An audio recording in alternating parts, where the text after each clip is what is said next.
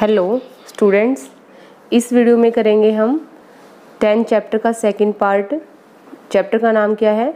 Reaching the age of adolescence. तो देखिए, इसमें हम इसके बारे में कर चुके हैं। एडोलेसेंस क्या है, प्यूबर्टी क्या है, और इस टाइम पे कौन कौन से बॉडी के अंदर चेंजेस आने शुरू हो जाते हैं, तो इसके बारे में हमने किया था। अभी हम यहाँ तक कर चुके हैं changes at the puberty, increase in height की बात कर चुके हैं हम। अब दूसरा देखिए और क्या चेंज आएगा हमारा बॉडी के अंदर, वो है आज जो हम डिस्कस करेंगे, change in the body shape. Body shape में क्या होगा कि जो बॉयज़ की है और जो गर्ल्स की है, बॉडी के अंदर अलग अलग तरह के चेंजेस देखने को मिलेंगे। बॉयज़ के अंदर किस तरह के चेंजेस देखने को मिलेंगे कि जो बॉयज़ की जो शोल्डर्स हैं वो कैसे हो जाएंगे ब्रॉड, और चेस्ट कैसी हो जाएगी वाइड, चौड़ी हो जाएगी छाती, और जो शोल्डर्स है वो भी कैसे हो जाएंगे ब्रॉड हो जाएंगे। तो इस तरह की ग्रोथ बॉयज़ के अंदर देखने को मिलती है इस एज पीरियड के अंदर। और अगर गर्ल्स की बात की जाए तो गर्ल्स में क्या होगा, जो ब्रेस्ट है वो उनका साइज़ बढ़ना शुरू हो जाएगा, और जो बिलो द वेस्ट है, कमर से जो नीचे वाला पोर्शन है, वहाँ पे भी साइज़ में, मसल्स में क्या होता है, इंक्रीज देखने को मिलता है। तो इस तरह के अलग अलग चेंजेस हैं जो बॉडी की शेप के अंदर हमें नज़र आते हैं गर्ल्स में और बॉयज़ में। नेक्स्ट पॉइंट है इसमें आपका वॉइस चेंज। वॉइस में तो आपने नोटिस भी किया होगा अपने फ्रेंड्स की वॉइस को कि जो आवाज़ है वो कैसे हो जाती है, कुछ अलग तरह की फटी हुई आवाज़ हमें नज़र आती है, सुनाई पड़ती है इस टाइम पे। तो जहाँ से हमारी वॉइस प्रोड्यूस होती है उस बॉक्स को हम क्या बोलते हैं, वॉइस बॉक्स बोलते हैं। और दूसरा नाम क्या है वॉइस बॉक्स का, लैरिंक्स भी बोला जाता है। इस टाइम पे क्या होता है प्यूबर्टी एज में, जो वॉइस बॉक्स है जिसको हम लैरिंक्स भी बोलते हैं, उसका साइज़ बढ़ना शुरू हो जाएगा, और बॉयज़ के अंदर इसका साइज़ क्या है, बहुत ज़्यादा बढ़ जाता है, जिसकी वजह से बॉयज़ के अंदर अलग से हमें नज़र आना शुरू हो जाएगा वॉइस बॉक्स। तो देखिए यहाँ पे पिक्चर दिखाई गई है आपको, ये दिख रहा है आपको यहाँ पे सामने। जो वॉइस बॉक्स का साइज़ है ये बॉयज़ के अंदर क्या हो जाता है, ज़्यादा ही बड़ा हो जाएगा। और जब इसका साइज़ बड़ा हो जाएगा तो जो आवाज़ है वो कैसी हो जाएगी, हार्श हो जाएगी, हार्ड आवाज़ हो जाएगी, और पिच उसकी क्या हो जाएगी, चेंज हो जाएगी आवाज़ की। तो इसको हम क्या बोलते हैं, वॉइस बॉक्स को और क्या बोला जाता है, एडम्स एप्पल भी बोला जाता है। In girls the larynx is hardly visible from the outside because of is small size. Boys में इसका साइज़ बड़ा होता है, लेकिन गर्ल्स में इसका लैरिंक्स का साइज़ क्या होता है, बड़ा नहीं होता ज़्यादा, इसलिए बाहर से हमें नज़र नहीं आता। आगे बात की गई यहाँ पे, जो गर्ल्स की वॉइस होती है उसकी जो पिच है वो कैसी होती है, ज़्यादा होती है। किसके कंपैरिजन में, बॉयज़ की वॉइस की। मतलब देखिए, अगर कोई लड़की और लड़का अगर बोल रहा है तो हमें अलग से आवाज़ पहचान में आ जाती है, क्योंकि जो एडम एप्पल्स है उसके साइज़ में क्या होता है, फ़र्क होता है, गर्ल्स में अलग होता है और बॉयज़ में अलग होता है। और कई सारे बॉयज़ में तो इसका साइज़ इतना बड़ा हो जाता है कि जो वॉइस होती है वो कैसी होती है, हॉर्स हो जाती है, मतलब फटी हुई आवाज़ आनी शुरू हो जाती है। लेकिन ये कंटिन्यू नहीं रहेगा, कुछ एक वीक्स तक ऐसा हमें नज़र आएगा आवाज़ में चेंज। उसके बाद जो वॉइस है वो कैसी हो जाएगी, नॉर्मल हो जाएगी। तो ये भी एक तरह से आप बोल सकते हो कि जो हमारे एडोलेसेंट एज पीरियड है उसकी वजह से ही हमारे जो वॉइस है उसके अंदर क्या आता है, चेंज आता है। नेक्स्ट देखिए क्या है, नेक्स्ट आपका है step increase activity of the sweat and sebaceous gland. जो स्वेट, जहाँ से पसीना निकलता है, और जो ऑयली ग्लैंड होती है स्किन के ऊपर, उनकी एक्टिविटी एडोलेसेंट एज पीरियड में क्या हो जाती है, बढ़ जाती होगी। देखिए कि आपने खुद भी ऑब्जर्व किया है कि इस टाइम पे जो आपका एज पीरियड अभी चल रहा है, पसीना वगैरह ज़्यादा आता है, और जो ऑयल वगैरह है फेस पे वो भी हमें ज़्यादा नज़र आता है। तो ये सारा किस वजह से है, एक्टिविटी किस ग्लैंड की, स्वेट ग्लैंड की और सेबेशियस ग्लैंड की बढ़ जाती है, जिसकी वजह से ये हमारी बॉडी के अंदर हमें चेंज नज़र आता है। और कई सारे बच्चों में क्या होता है, एक्ने की प्रॉब्लम, स्किन रिलेटेड प्रॉब्लम इस टाइम पे शुरू हो जाती हैं इन ग्लैंड्स की एक्टिविटी बढ़ने की वजह से। नेक्स्ट देखिए क्या है, a few gland such as sweat gland, oil gland, salivary gland release their secretion through duct. Endocrine glands release hormones directly into the bloodstream, so they are also termed as ductless gland। अब आगे बताया गया है कि ductless gland कौन सी होती हैं, ऐसी ग्लैंड्स जो भी उन्होंने हार्मोन्स बनाए हैं उसको डायरेक्ट किसके अंदर सिक्रीट कर देती हैं, वो ब्लड के अंदर। वहीं कहीं पे उनका स्टोर करने का कोई रास्ता नहीं होता, डायरेक्ट ब्लड में वो क्या कर देंगे, डाल देंगे अपने सिक्रीशन को, और फिर ब्लड के थ्रू वो कहाँ पे पहुँच जाएगा, टारगेट साइट पे, जहाँ पे भी उसकी क्या है बॉडी के अंदर ज़रूरत है। तो स्वेट ग्लैंड एक तरह की क्या है, हमें यहाँ पे बात करनी है डक्टलेस ग्लैंड। इसके अलावा ऑयल ग्लैंड भी, स्लाइवरी ग्लैंड भी, जिसकी वजह से स्लाइवा बनता है। सारी ग्लैंड कैसी हैं आपकी, डक्टलेस ग्लैंड। पिंपल्स और ये हम बात कर चुके हैं, एक्ने वगैरह स्किन के ऊपर नज़र आनी शुरू हो जाती है इस एज पीरियड के अंदर। Next development of the sex organs. Sex organ की जो डेवलपमेंट है इस एज पीरियड में शुरू हो जाएगी। जैसे कि बॉयज़ हैं, बॉयज़ के अंदर टेस्टिस हैं, पेनिस हैं, उनकी डेवलपमेंट कंप्लीट हो जाती है। सेक्स ऑर्गन्स हैं ये टेस्टिस और पेनिस मेल के अंदर।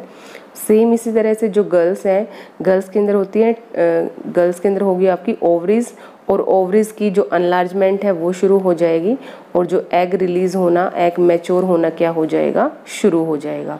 बॉयज़ के अंदर जो टेस्टिस है वो क्या प्रोड्यूस करती हैं, क्या बनता है टेस्टिस के अंदर, स्पर्म्स।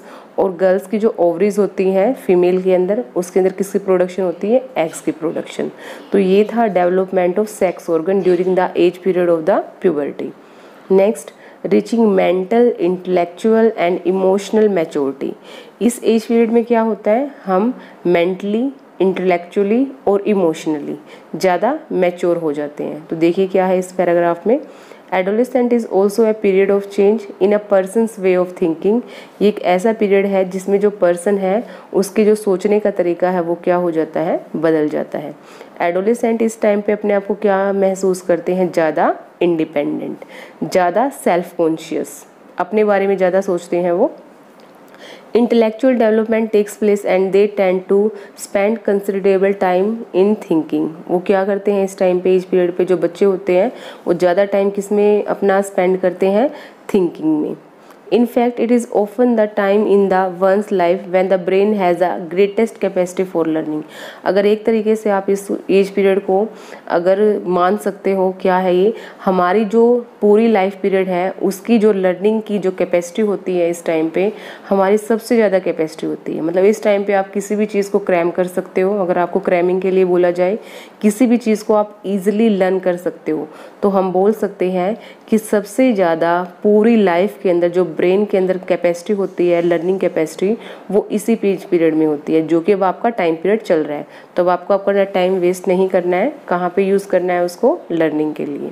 नेक्स्ट देखिए क्या है, sometimes how an adolescent may feel insecure while trying to adjust the changes in the body and the mind. इस टाइम पे कई बच्चों में क्या प्रॉब्लम होती है, वो इस टाइम पे इनसिक्योर फील करते हैं। उनको ऐसा लगता है कि दूसरे उनको क्या करना शुरू करते हैं, टोकना शुरू कर देते हैं, बोलना शुरू कर देते हैं। तो हमें इन चीज़ों में इनसिक्योर नहीं होना है, क्योंकि ये जो बॉडी के अंदर जो चेंजेस आते हैं ये हर किसी के अंदर आते हैं चेंजेस। ये चेंजेस क्या है, नेचुरल है। इन चेंजेस को सभी ने फील किया है और हर कोई इनको फील करेगा भी। तो ये नेचुरल पार्ट है हमारी लाइफ का, हमारी जो एज है उसका एक नेचुरल पार्ट है। तो इसमें कोई फील करने की, इनसिक्योर फील करने का कोई रीज़न यहाँ पे नहीं है। Next, secondary sexual character. तो यहाँ पे आपने किया कि जो एडोलेसेंट एज पीरियड है हमारी बॉडी के अंदर किस किस तरह के चेंजेस आते हैं, हाइट में चेंज आएगा, साइज चेंज हो जाएगा बॉडी का, या फिर डेवलपमेंट शुरू हो जाएगी सेक्स ऑर्गन्स की, वॉइस में चेंज आ जाएगा, और अभी जो हमने किया था मेंटल जो डेवलपमेंट है, इंटेलेक्चुअल डेवलपमेंट है, इमोशनली हम मैच्योर हो जाते हैं इस टाइम पे। तो ये सारा क्या था, हमारे बॉडी के अंदर किस किस तरह के चेंजेस आते हैं इस एडोलेसेंट एज पीरियड में, और क्या आप इन चेंजेस को किस तरह से आप इनको ले सकते हैं।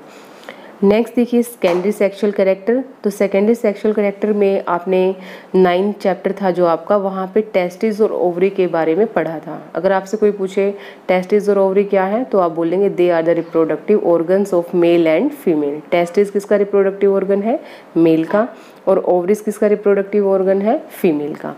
टेस्टिस और जो ओवरीज हैं दोनों का काम क्या है, गैमीट प्रोड्यूस करना। क्या काम करते हैं, गैमीट प्रोड्यूस करते हैं। इन गैमीट्स का नाम मेल के अंदर होता है स्पर्म्स, और जो फीमेल है उनके अंदर इसको हम बोलते हैं ओवा, एग या ovum. In girls breast begin to develop at the maturity. Girls के अंदर जो ब्रेस्ट है उसकी डेवलपमेंट शुरू हो जाती है प्यूबर्टी के टाइम पे। And boys began to grow facial hair, और बॉयज़ के अंदर क्या हो जाता है, फेस के ऊपर हेयर्स की ग्रोथ शुरू हो जाएगी, जैसे कि मूंछ और दाढ़ी आनी शुरू हो जाएगी। तो ये जो फीचर्स हैं ये हमें डिस्टिंग्विश करने में हेल्प करते हैं मेल को फीमेल से, और उन्हीं कैरेक्टर्स को हम बोलते हैं सेकेंडरी सेक्सुअल कैरेक्टर। जिन कैरेक्टर के बेसिस पे हम मेल और फीमेल को अलग कर पाते हैं, पहचान बना पाते हैं, उन कैरेक्टर्स को हम क्या बोलते हैं, सेकेंडरी सेक्सुअल कैरेक्टर्स। बॉयज़ में और क्या चेंजेस आते हैं, सेकेंडरी सेक्सुअल कैरेक्टर और कौन से हैं, चेस्ट पे हेयर की डेवलपमेंट शुरू हो जाएगी, और बॉयज़ और गर्ल्स के अंदर जो हम बात करेंगे अभी कॉमन कैरेक्टर्स हैं, आर्म्स के अंदर हेयर की डेवलपमेंट शुरू हो जाती है, थाइस के अंदर, थाइस के ऊपर प्यूबिक रीजन में यहाँ पे किसकी ग्रोथ शुरू हो जाएगी, हेयर्स की ग्रोथ। अब यहाँ पे जो बूजो है और पहेली है उनके माइंड में क्वेश्चन ये उठा कि ऐसा क्या होता है इस टाइम पे प्यूबर्टी एज पे कि जो हमारी बॉडी के अंदर इतने तरह के चेंजेस आने शुरू हो जाते हैं, सेकेंडरी सेक्सुअल कैरेक्टर्स आ जाते हैं, हमने हाइट में चेंज देखा, बॉडी की शेप में चेंज देखा, तो इतने सारे जो चेंजेस हैं उनके पीछे रीज़न क्या है और उन चेंजेस को कितना होना है बॉडी के अंदर, उसको कंट्रोल कौन करता है, तो यही बात करनी है अभी हमें। The changes which occur at the adolescent are control by the hormones. इनका कंट्रोल कौन करता है हमारी बॉडी के अंदर, हॉर्मोन्स। अब यहाँ पे डेफिनेशन है हॉर्मोन्स की। Hormones are the chemical substance, hormone chemical substance होते हैं। इनको सिक्रीट कौन करता है, एंडोक्राइन ग्लैंड करती है, या फिर एंडोक्राइन सिस्टम बोल सकते हो आप। एग्जाम्पल के तौर पे यहाँ पे लिया गया है मेल हार्मोन जिसका नाम है टेस्टोस्टेरोन। देखो टेस्टिस वर्ड से रिलेटेड है ये हार्मोन, टेस्टोस्टेरोन। इस हार्मोन को प्रोडक्शन कौन करता है, टेस्टिस करती हैं। कब करती है, जब प्यूबर्टी एज आती है, मतलब बॉयज़ के अंदर जो आपकी 12 साल से लेकर जो 19 साल तक का जो एज पीरियड है उस टाइम पे जो टेस्टिस हैं वो क्या करना शुरू कर देती हैं, शुरुआत हो जाती है टेस्टोस्टेरोन हार्मोन के बनने की। इसी टेस्टोस्टेरोन की वजह से जो बॉयज़ के अंदर चेंजेस देखने को मिलते हैं, जैसे कि मूछ आ गई है, दाढ़ी आ गई है, मतलब फेशियल हेयर्स की जो ग्रोथ है वो सब किसकी वजह से है, किस हार्मोन्स की वजह से, टेस्टोस्टेरोन हार्मोन्स की वजह से। अब बात की जाएगी यहाँ पे गर्ल्स के अंदर जो भी चेंजेस देखने को मिलते हैं उनके लिए कौन सा हार्मोन रिस्पॉन्सिबल है, तो गर्ल्स में देखिए क्या है, फीमेल हार्मोन जिसका नाम है एस्ट्रोजन। क्या नाम है फीमेल हार्मोन का, एस्ट्रोजन। इसका काम क्या है, ब्रेस्ट की डेवलपमेंट करना, और जो मिल्क सिक्रेटिंग ग्लैंड्स होती हैं, मेमरी ग्लैंड बोलते हैं जिनको, उनकी ब्रेस्ट के अंदर डेवलपमेंट करना, ये काम किसका है, फीमेल हार्मोन एस्ट्रोजन का। क्या क्या काम बताया, ब्रेस्ट के डेवलपमेंट करना, और ब्रेस्ट के अंदर जो मिल्क प्रोड्यूसिंग ग्लैंड है जिसको हम मेमरी ग्लैंड्स बोलते हैं उनकी डेवलपमेंट शुरू करना ताकि मिल्क का प्रोडक्शन हो सके। The production of these hormones. अब जो हमने हॉर्मोन्स की बात की है, एक तो टेस्टोस्टेरोन की बात की जो कि मेल्स के अंदर है, जो कि कौन बनाती हैं, टेस्टिस प्रोड्यूस करती हैं, और फीमेल के अंदर हमने बात की है एस्ट्रोजन हार्मोन की जिसको कौन प्रोड्यूस करती हैं, ओवरीज प्रोड्यूस करती हैं। इन दोनों ही हार्मोन्स का जो कंट्रोल है, इन दोनों हार्मोन्स के ऊपर कितना हार्मोन सिक्रेट होना है, कब सिक्रेट होना है, बॉयज़ के अंदर कौन सा हार्मोन सिक्रेट होना है, गर्ल्स के अंदर कौन सा हार्मोन सिक्रेट होना है, तो इसका जो कंट्रोल सेंटर है हमारे बॉडी के अंदर वो है पिट्यूटरी ग्लैंड। क्या नाम है, पिट्यूटरी ग्लैंड। एंडोक्राइन ग्लैंड ही है ये आपकी, और इसको हम दूसरा नाम क्या बोलते हैं, मास्टर ग्लैंड भी बोलते हैं, क्योंकि ये मास्टर का काम करती है, टेस्टोस्टेरोन एस्ट्रोजन की फंक्शनिंग को कंट्रोल करती है। इन्हीं हार्मोन्स की जो फंक्शनिंग को कंट्रोल नहीं करती है, बाकी जितने भी हमारे बॉडी के अंदर हार्मोन सिक्रेट होते हैं लाइक इंसुलिन, एड्रेनलिन, थायरोक्सिन, उनकी भी जो कंट्रोलिंग पावर है वो भी किसके पास है, पिट्यूटरी ग्लैंड के पास है। इसलिए क्या बोलते हैं इसको हम, मास्टर ग्लैंड। नोट कर लेंगे आप इस क्वेश्चन को, मास्टर ग्लैंड बोला जाता है पिट्यूटरी ग्लैंड को। नेक्स्ट उसके बाद role of the hormones in initiating reproductive function.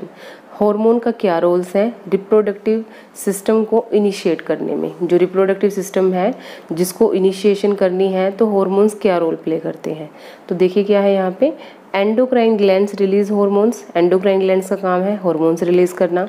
Hormones कहाँ पे रिलीज किया जाएगा, ब्लड के अंदर, और ब्लड से वो कहाँ पे भेज दिया जाएगा, जहाँ पे टारगेट साइट है, जहाँ पे उसकी ज़रूरत है। Target site response to the hormone. Target site क्या करती है, हार्मोन जैसे ही उनके पास पहुंचता है वो रिस्पॉन्स करना शुरू कर देती हैं। There are many endocrine gland और ductless gland in the body. हमारी बॉडी के अंदर कई सारी एंडोक्राइन ग्लैंड्स प्रेजेंट हैं।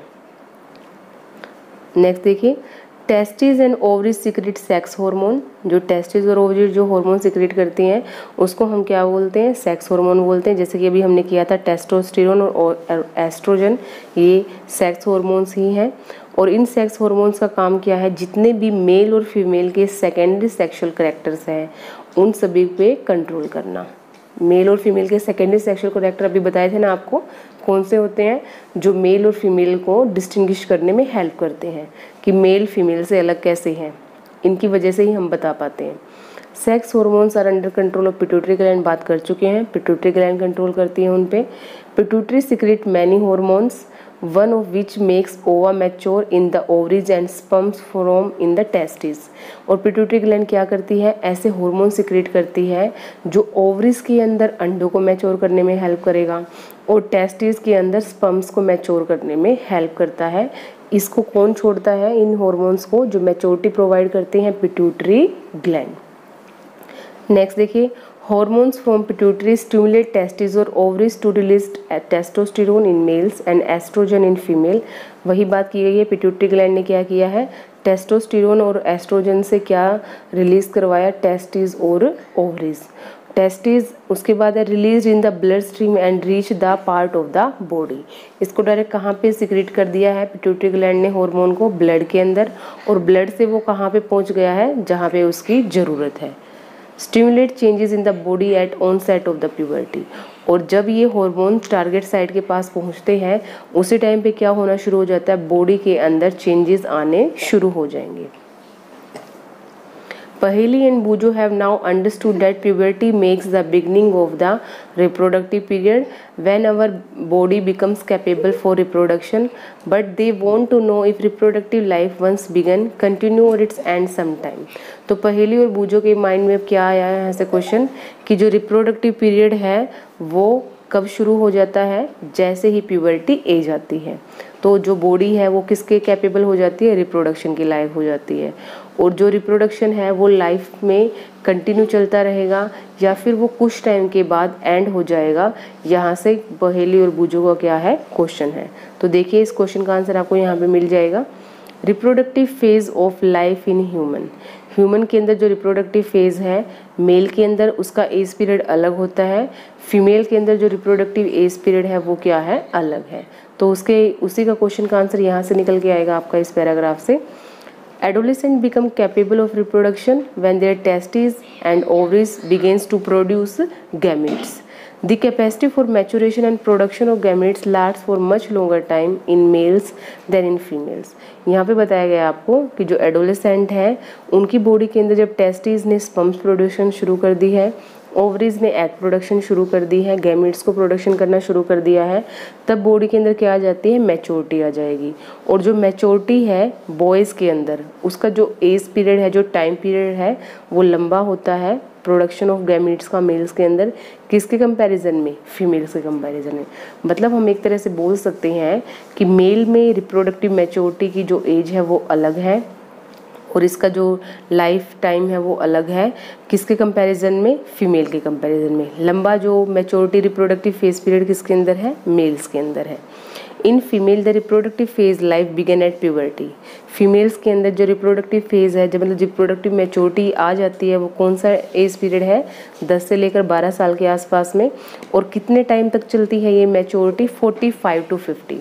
मतलब एक तरह से हम बोल सकते हैं 45 और 50 के एज पीरियड के बाद जो फीमेल है वो बच्चा प्रोडक्शन नहीं कर सकती, मतलब फीमेल को बच्चा पैदा नहीं होगा। तो फीमेल की जो रिप्रोडक्टिव मैच्योरिटी है वो कब तक रहती है, 45 to 50। ये 45 से 50 क्यों है, क्योंकि फीमेल्स की बॉडी के ऊपर डिपेंड करेगा, किसी में 45 में स्टॉप हो जाएगी, किसी में 46, मतलब मैक्सिमम आपकी 50 ईयर्स तक चलता है ये। The ova begins to mature within the onset of the puberty. जैसे ही प्यूबर्टी एज आएगी, 12 साल से जो शुरुआत होती है, उस टाइम पे फीमेल के अंदर जो एग्स है वो मैच्योर होना शुरू कर देते हैं। और एक ओवम को आप एग भी बोल सकते हैं, वो मैच्योर होगा ओवरीज के अंदर 28 to 30 डेज। मतलब एक अंडा एक महीने में एक ही जो ओवरी है उस एक एग को मैच्योर कर पाएगी। टोटल फीमेल के अंदर 2 ओवरीज होती हैं, उनमें से कोई भी एक ओवरी एक एग को मैच्योर करेगी। कितने डेज के अंदर, कितना टाइम है फीमेल्स के अंदर, 28 to 30 डेज। जिस टाइम पे मैच्योरिटी होती है किसकी, एग की, उस टाइम पे जो फीमेल का जो यूट्रस है वहाँ पे कुछ लाइनिंग बन जाती है ब्लड वेसल्स के साथ, ताकि वो क्या रिसीव कर सके, एग। कैसा एग, फर्टिलाइज्ड एग। अगर एग फर्टिलाइज्ड है तो यूट्रस के अंदर उसकी डेवलपमेंट शुरू हो जाएगी और उसी को हम बोलते हैं प्रेगनेंसी। जब एग फर्टिलाइज्ड है और यूट्रस की वॉल के साथ चिपक गया है ब्लड वेसल्स के थ्रू, प्लेसेंटा के थ्रू, उस टाइम पे उसी को हम क्या बोलते हैं, प्रेगनेंसी बोलते हैं। अगर फर्टिलाइजेशन नहीं हुई है एग की तो जो एग है वो रिलीज़ हो जाएगा ब्लड के साथ, ब्लड वेसल्स के साथ, यूट्रस से बाहर आ जाएगा एग ब्लड वेसल्स के साथ, और इसी को हम क्या बोलते हैं, ब्लीडिंग बोलते हैं वुमेन्स के अंदर। और इसी स्पेशल को नाम क्या दिया गया है, मेंस्ट्रुएशन। क्या नाम बोला गया है, मेंस्ट्रुएशन। और जो मेंस्ट्रुएशन है वो 28 से 38 डेज में आपको हो जाएगा फीमेल के अंदर। द फर्स्ट मेंस्ट्रुएशन फ्लो, जब मेंस्ट्रुएशन की शुरुआत होती है प्यूबर्टी एज टाइम पे, उसको हम बोलते हैं मेनार्च। क्या बोलते हैं, मेनार्च। ये अलग अलग के अंदर अलग अलग होगा कि मतलब जो इनिशियल स्टेज है 12 ईयर से ये स्टार्ट हो जाता है, किसी किसी में 13 14, वो अलग अलग डिपेंड करता है। और जब मेंस्ट्रुएशन साइकिल स्टॉप हो जाती है, जब ब्लीडिंग स्टॉप हो जाती है फीमेल के अंदर, किस एज पीरियड पे, 45 to 50 एज पीरियड पे, उसको हम बोलते हैं मेनोपॉज। ठीक है, जब स्टॉप हो गई है ब्लीडिंग, मेंस्ट्रुएशन स्टॉपेज हो गया है, उसी टाइम पीरियड को क्या बोलते हैं, मेनोपॉज। और जो मेंस्ट्रुएशन साइकिल है वो इरेगुलर है, स्टार्टिंग में इरेगुलर होती है, इसको रेगुलर होने में क्या लगता है, थोड़ा टाइम लगता है। पहली says that reproductive life of women lasts from menarche to menopause. Is she right? तो पहली ने यहाँ पे बोला कि अगर फीमेल के अंदर रिप्रोडक्टिव लाइफ की बात की जाए तो वो मेनार्च से तो शुरू होती है और मेनोपॉज पे वो ख़त्म हो जाती है। क्या ये राइट है? इसका आंसर आप करेंगे, ये राइट है या नहीं है। अभी हमने ऊपर इसको डिस्कस किया है कि फीमेल के अंदर कब रिप्रोडक्टिव मैच्योरिटी शुरू हो जाती है और कब रिप्रोडक्टिव मैच्योरिटी हमारी कंप्लीट हो जाएगी। मेंस्ट्रुएशन साइकिल, अब देखो जो गर्ल्स के अंदर जो मेंस्ट्रुएशन होता है फीमेल्स के अंदर, उसको कंट्रोल कौन करता है, उसको कंट्रोल करते हैं हॉर्मोन्स, फीमेल के हॉर्मोन्स। और ये फीमेल के हॉर्मोन्स ही फीमेल के अंदर जो एग है उसको मैच्योर करते हैं, यूट्रस की वॉल को प्रिपेयर करते हैं। अगर प्रेगनेंसी हुई तो उस टाइम पे जो जाइगोट है उसको, जो फर्टिलाइज एग है उसको कैसे नरिशमेंट प्रोवाइड करवाया जाएगा। अगर प्रेगनेंसी नहीं है तो उस टाइम पे जो कि एग है उसको यूट्रस से बाहर रिलीज़ करना है, तो उस टाइम पे भी जो सारा प्रोसेसिंग है उसको कौन करता है, कौन कंट्रोल में करता है, फीमेल की बॉडी के अंदर फीमेल के हॉर्मोन्स। तो सारा काम ये रिप्रोडक्टिव फेज़ को मेंटेन करने का ये किसका है, हॉर्मोन्स का है। नेक्स्ट हम करेंगे नेक्स्ट वीडियो में।